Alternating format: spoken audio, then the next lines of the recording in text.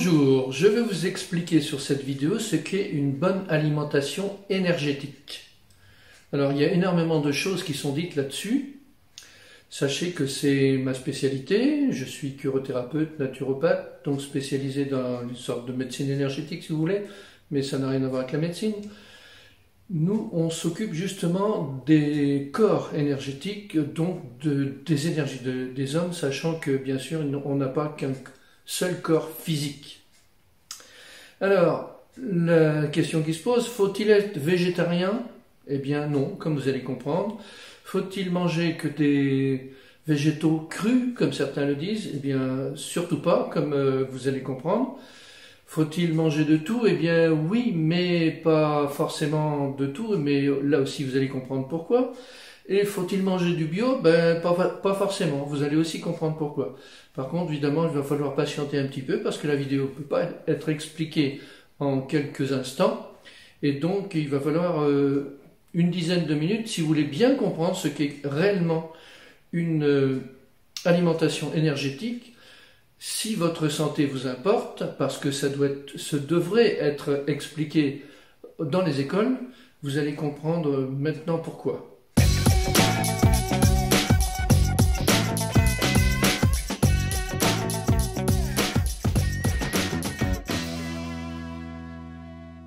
Donc tout d'abord, revenons au départ, à la base. Sachez que chaque cellule qui meurt de votre organisme est remplacée par une cellule identique selon un programme qui est fait par votre ADN. Donc votre ADN, c'est le programme de la reconstruction cellulaire. C'est pour cela aussi que si on prend un organe de quelqu'un, par exemple un cœur, et qu'on le met sur une autre personne, bien sûr il va y avoir un problème parce que l'ADN des atomes du cœur va régénérer un cœur qui va être différent du reste de l'organisme. Que ce soit le cœur, que ce soit le foie, c'est pareil.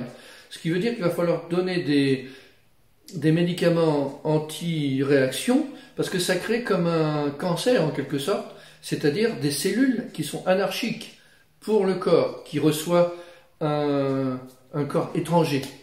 Donc en principe, il est impossible de rendre compatible une partie d'un corps humain en le mettant à un autre corps humain, puisqu'ils n'ont pas les mêmes ADN et donc la reconstruction moléculaire va être différente.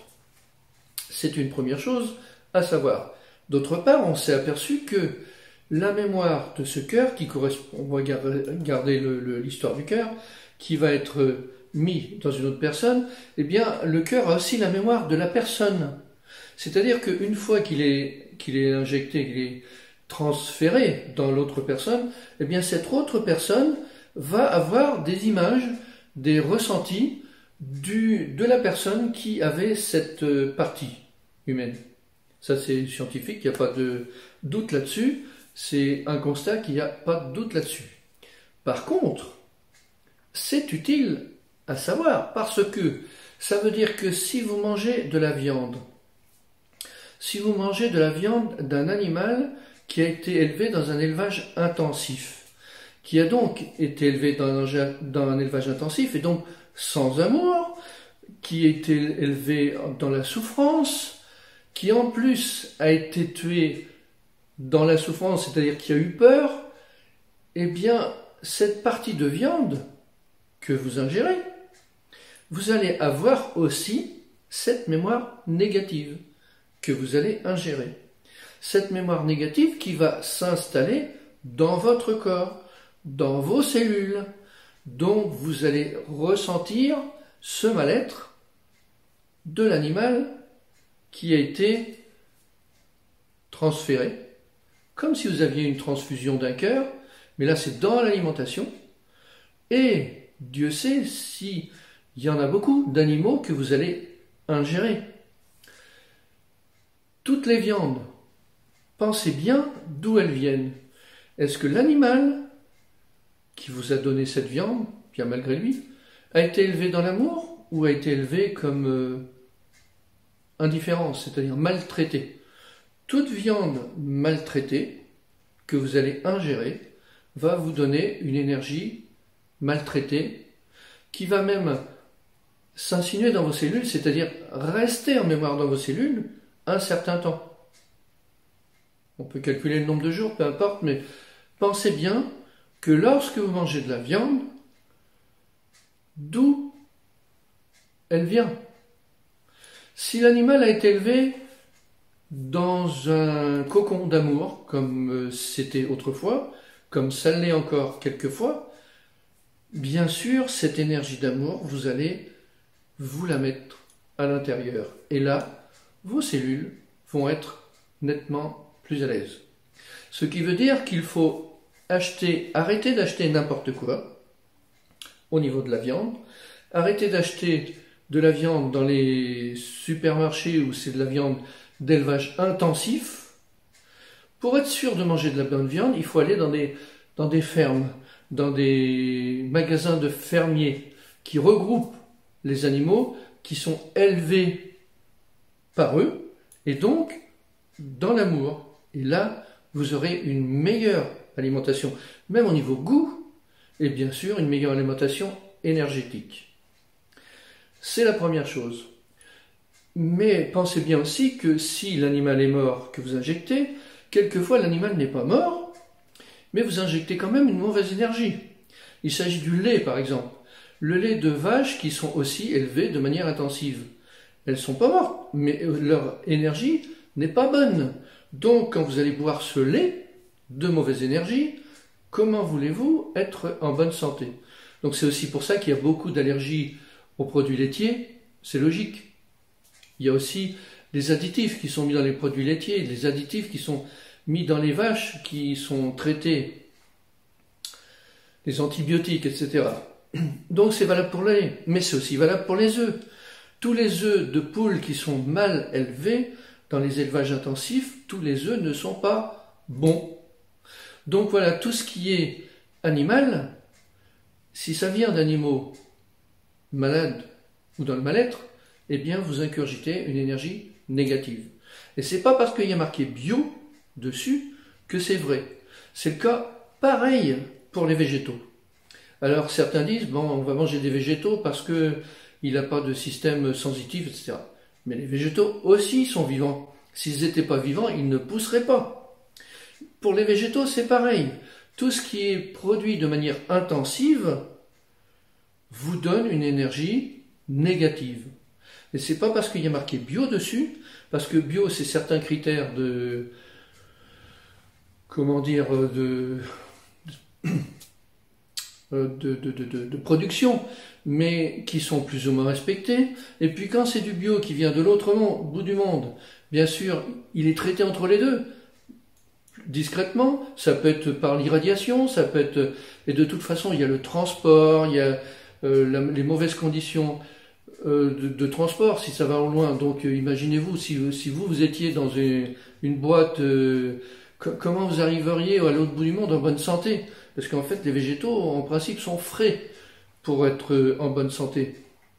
Donc là encore, en ce qui concerne les végétaux, prenez des végétaux produits localement dans des fermes ou dans des regroupements de fermes. Et bien sûr, si vous habitez en ville, il vous semble peut-être plus difficile, mais regardez sur Internet. Il y a de plus en plus de producteurs fermiers qui vendent à distance des produits.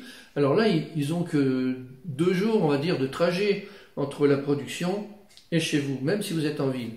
Et ça sera toujours bien moins que ceux qui sont depuis des mois en transit, qui font le tour du monde, qui vont dans les réserves, dans les camions, dans les magasins, etc.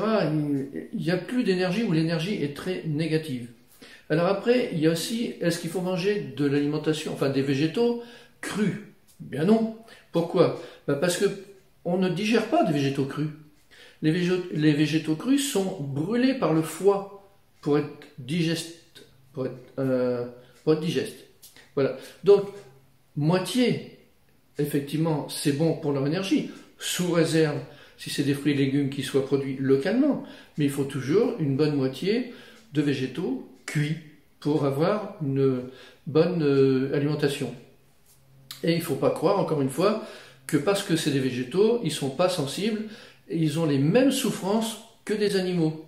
Alors nous, au niveau de la curothérapie, bien sûr, on va aller plus loin, c'est-à-dire on s'est aperçu qu'en fait, il y a des chocs cellulaires, c'est-à-dire un choc de peur au moment où est traitée l'alimentation, c'est-à-dire que ce soit végétaux ou animaux, au moment où ils sont tués, parce que même dans la casserole, eh bien, il y a une peur qui s'entre.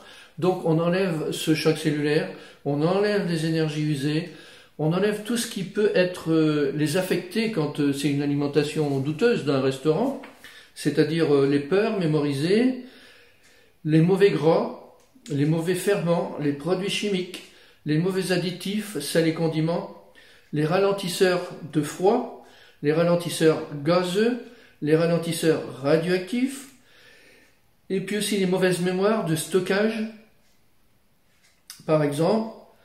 Voilà, toutes ces mauvaises mémoires, eh bien, on les enlève de manière à ce que l'aliment reprenne de l'énergie. Bien sûr, vous allez dire, vous, comment faire? Eh bien, il faut, quand vous avez de l'alimentation, qu'elle soit le plus naturelle possible, ou le moins naturel possible, toujours le faire avec amour. C'est-à-dire, il faut penser à ce que vous mangez, remercier cette alimentation, remercier les plantes, remercier les animaux qui vous l'ont donné, mais qu'ils soient morts parce que vous mangez un beefsteak ou qu'ils soient encore vivants parce que c'est une poule qui vous a donné des œufs, qui vous a donné ses œufs, eh bien remercier, respecter et remercier les aliments.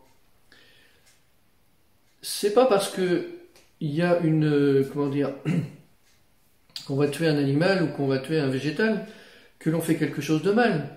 S'ils ont été élevés dans l'amour, ils ne demandent pas plus. Parce que même une vache qui a une certaine vie et puis que l'on découpe en morceaux pour la manger, mais si elle a bien vécu dans l'amour et que même au moment de son départ, c'est fait avec amour, eh bien, il n'y a aucun problème parce qu'elle se réincarnera, elle aussi. Donc c'est ça qu'il faut... En fait, c'est pas la notion de bio qui est importante, c'est la notion de respect et la notion d'amour de ce que vous faites, de ce que vous mangez. Donc, quand vous prenez votre alimentation, envoyez de l'énergie d'amour aux végétaux, aux animaux qui en font partie, exprimez-leur le respect, donc simplement les remerciant, et en y mettant du fond du cœur. Il ne s'agit pas de répéter des prières ou des phrases sans sens, mais simplement par respect, par énergie d'amour, envoyez-leur, remerciez-les de vous donner leur alimentation, enfin votre alimentation, et vous allez voir que l'énergie va remonter. Vous allez voir que l'énergie va remonter dans la mesure où c'est possible, parce qu'évidemment, si c'est des trucs en boîte qui sont archi-morts, parce qu'ils ont été irradiés, etc., ça va monter moins bien. Mais cette notion de respect et d'amour, et de même quand vous faites de la cuisine, cette notion de respect et d'amour des aliments, c'est ça qui donne à l'aliment une valeur énergétique, une bonne énergie. Et tout le monde est content. Vous, parce que vous allez mieux vous nourrir, mieux manger, mieux en profiter, et les animaux qui vous ont donné une partie d'eux-mêmes, les végétaux qui vous ont donné une partie d'eux-mêmes, vont aussi en bénéficier. Voilà. Donc ça, c'est quelque chose de base qu'il faut absolument savoir. Et encore une fois, cherchez des magasins de regroupement d'agriculteurs, de producteurs, pour avoir une bonne alimentation. Vous allez voir que ça vous semble peut-être un peu plus onéreux, mais c'est peut-être. Parce qu'en fait, vous allez en manger moins, et vous seriez plus rassasié et en meilleure santé. On achète énormément de choses pour la santé, eh bien, au départ, c'est l'alimentation, c'est une bonne alimentation, et avec beaucoup de respect et beaucoup d'amour. Merci.